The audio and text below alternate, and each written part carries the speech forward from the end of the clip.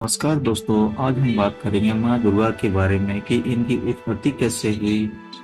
और इनका नाम माँ दुर्गा क्यों पड़ा। हिंदू धर्म में दुर्गा को शक्ति, साहस और विजय के प्रतीक माना जाता है, लेकिन उनके जन्म को लेकर कई लोगों में भ्रम की स्थिति है। आज हम इस कहानी को विस्तार से समझेंगे और इस भ्रम को दूर करेंगे। कुछ समय पहले की बात है, जब धरती पर असुरों का आतंक फैला हुआ था।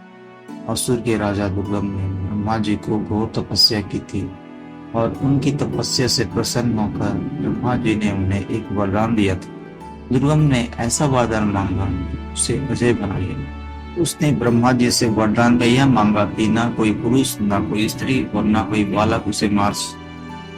ब्रह्मा जी ने उसे यह वरदान दे दिया, लेकिन दुर्गम ने एक बात का ध्यान नहीं दिया। वह कन्याओं को बेचारी और दुर्बल समझता था।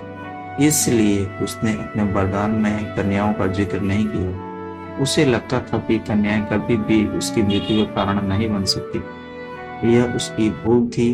वरदान प्राप्त करते ही उसने अपनी शक्ति का दुरुपयोग करना शुरू कर दिया। वह अत्याचारी बन गया। वह देवताओं और ऋषियों को परेशान करने लगा। सारे लोग उससे परेशान हो गए। आखिरकार देवताओं ने एक आपातकालीन मीटिंग बुलाई।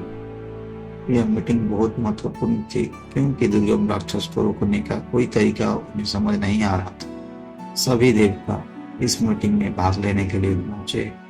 सभी ने ब्रह्मा जी से इस समस्या का समाधान पूछने का निश्चय किया। जब सभी देवता ब्रह्मा जी के पास पहुंचे तो उन्होंने अपनी व्यथा बताई और दुर्गम के अत्याचारों की पूरी कहानी सुनाई। ब्रह्मा जी ने यह सुनने के बाद कहा, मेरा काम था वरदान देना, मैंने उसे वरदान दे दिया, लेकिन अब इस समस्या का समाधान मेरे पास नहीं है। इस स्थिति को केवल शिव या विष्णु हल कर सकते हैं। ब्रह्मा जी की बात सुनकर सभी देवता दौड़कर विष्णु भगवान के पास पहुंचे।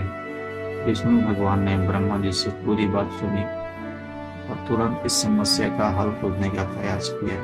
फिर ब्रह्मा, विष्णु और महेश तीनों महादेवों ने गंभीर समस्या पर गहन विचार किया। जब तीनों देवताओं ने ध्यान से देखा तो उन्होंने महसूस किया कि दुर्गम राक्षस ने अपने वरदान में कन्याओं का जिक्र नहीं किया।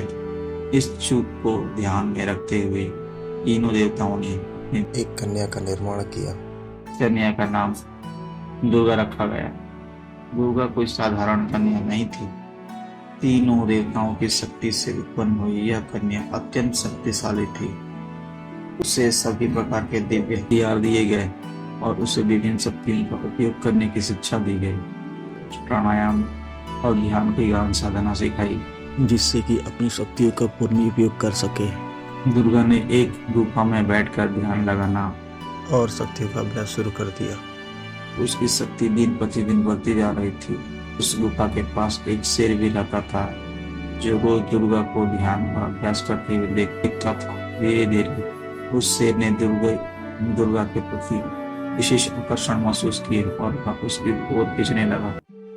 दुर्गा ने उस शेर को अपनी सवारी बना लिया। अब वह शेर दुर्गा का स्थायी साथी बन गया। दुर्गा और उसका शेर जहाँ भी जाते वहाँ एक अद्वितीय दृश्य होता। दुर्गा की प्रसिद्धि धीरे धीरे समस्त लोगों में फैलने लगी।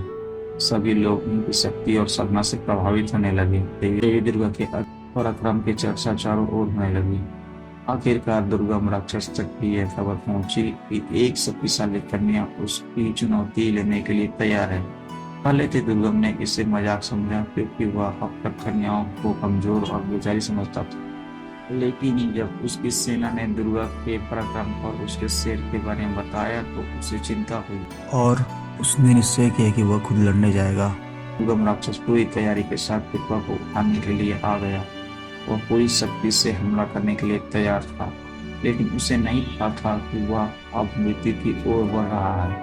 दुर्गा ने उस पूरी चुनौती को स्वीकार किया और दोनों के बीच एक भयंकर युद्ध शुरू हो गया।